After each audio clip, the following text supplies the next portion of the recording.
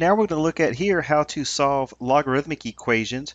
Before we were looking at exponential equations, and here we're going to have very similar properties where we can use the one-to-one property where if log of a is equal to log a of y, if and only if x equals y. So if you take the log of some value x and that's going to be equal to the log of some value y, then x is going to have to be equal to y. And then we have the inverse property here, where this is the opposite of what we did before. We're going to take a raised to the exponent of log base a of x. And again, because the bases here are going to match up, they're going to cancel out, and you're going to be left with x as your answer. Okay? And then, of course, we're going to still use the technique down here of how we could just simply rewrite your log function. So, in other words, y equals log base a of x, then we can rewrite this as simply saying your base a to the y, because y is your exponent. So we're going to say x is going to be equal to a to the y. Okay, so we're going to look at several ways that we can solve your logarithmic equations. So the first example I'm going to look at is using this one-to-one property. And if you notice the first example, log of x minus the log of 15 equals 0. In order to use the one-to-one property, we need to have one single logarithm on the left side of the equation equal to another single logarithm on the right side. So here, in order to do that, we're simply going to add the log of 15 to both sides. Now, once I do this, the log on the left is going to cancel out, and we'll be left with the log of x equals the log of 15.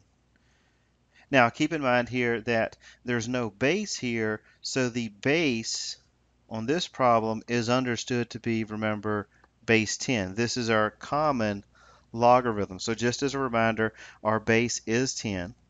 Now here, if we use the one-to-one property, if the log of x is going to be equal to the log of 15, then that means that your x must be equal to 15. So that one's pretty straightforward and simple. Anytime you have a single logarithm of a value equal to another single logarithm of a value, you just set the two values, in this case x and 15, equal to each other. All right, now if we just have a basic log of x equals 4, this is a very straightforward equation.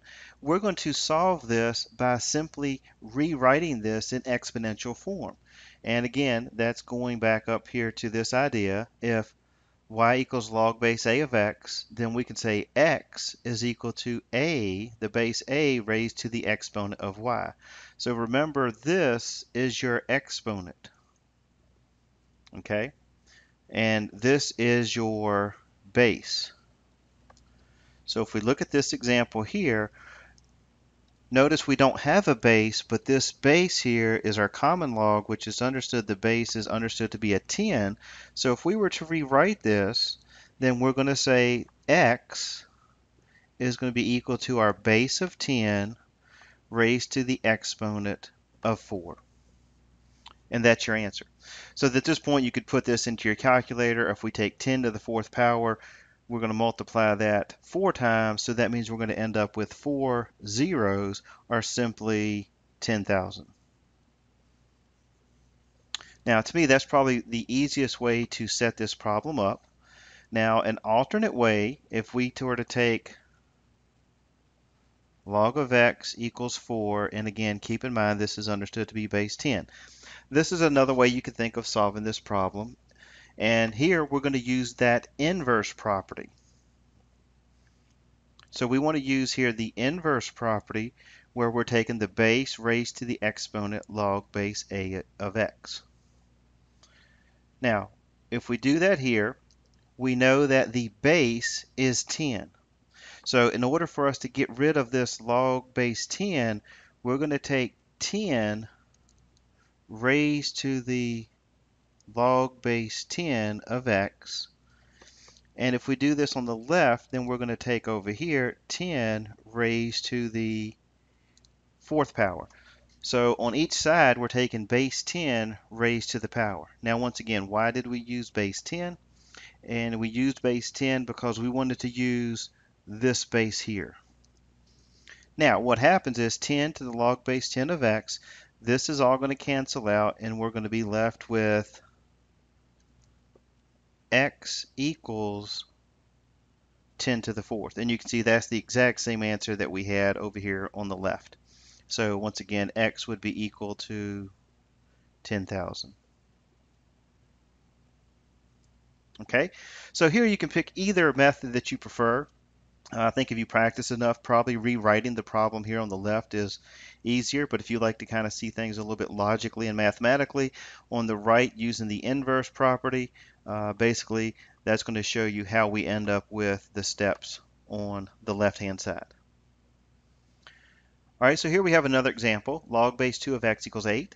Here you may want to pause the video and see if you can work this out. This is identical to the previous example, except for we have a different base.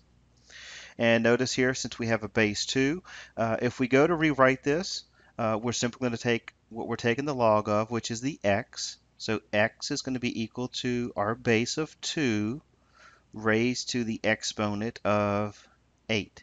Because remember, in this form, the 2 here is our base. And when we take the log of something here, we're equaling to 8. So 8 is the exponent.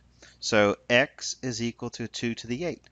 So at this point, you would just put that into the calculator.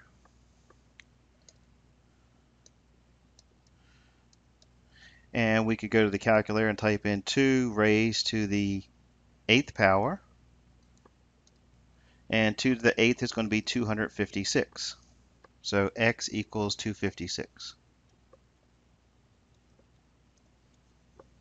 Now, once again, if we look at how we can do this the other way, if we have log base 2 of x equals 8, and we want to use the inverse property, we're going to take our base of 2 and raise it to the power of log base 2 of x. And we're going to do the same thing on the right-hand side, where we would have 2 raised to the 8th power. And again, you could think of on the left-hand side, it's going to cancel out, where we're simply left with x equals 2 to the 8th. And again, that would simply be 256.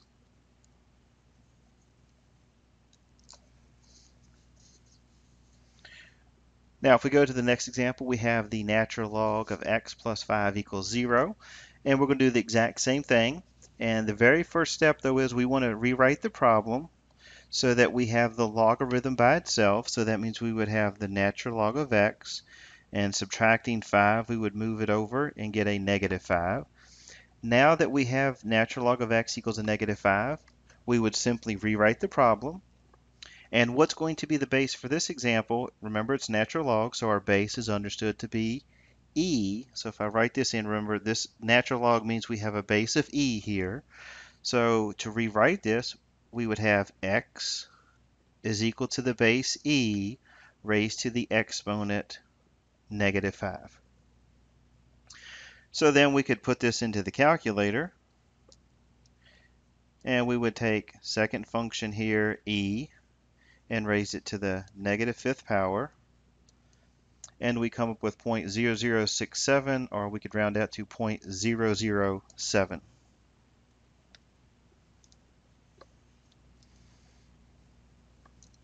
And of course, if we did this the other way, at this point here, where we have natural log of x equals a negative 5, then we could certainly say, well, let's take e raised to the natural log of x, and that's going to be equal to e raised to the negative 5th power. E raised to the ln of x, that's going to cancel out, so we're going to be left with x equals e to the negative 5, which is 0.007. All right, one last example here. And even though this looks a little different because of having a fraction, we're going to do this exactly the same way. Log base 9 of x equals 1/3. We're going to take our base is 9. So we're going to take x is equal to the base of 9 raised to the exponent, which is the 1/3. And then all we have to do is take 9 to the 1/3 power. And we could simply put that into the calculator. We would type 9 raised to the power. And again, you may want to make sure you use parentheses depending on your calculator. 1 divided by 3 because we want 9 to the 1/3. So make sure that 1/3 is in the exponent. And we get 2.08.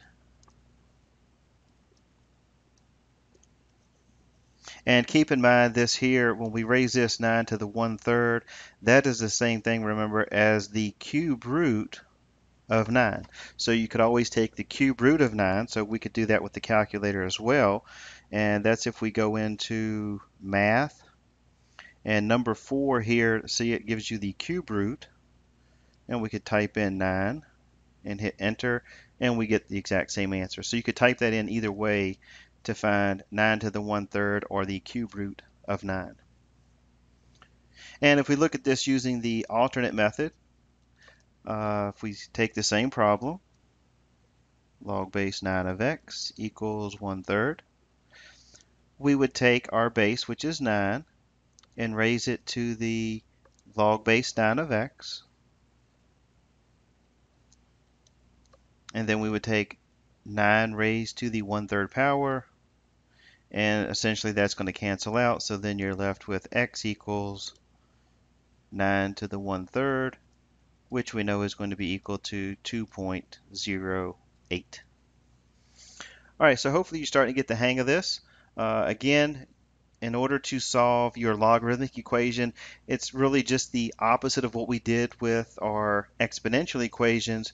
And here again, you can use the inverse property, or you can use the one-to-one property anytime you have a log equal to another log. Or if you prefer, you can always simply rewrite the problem from logarithmic form into exponential form.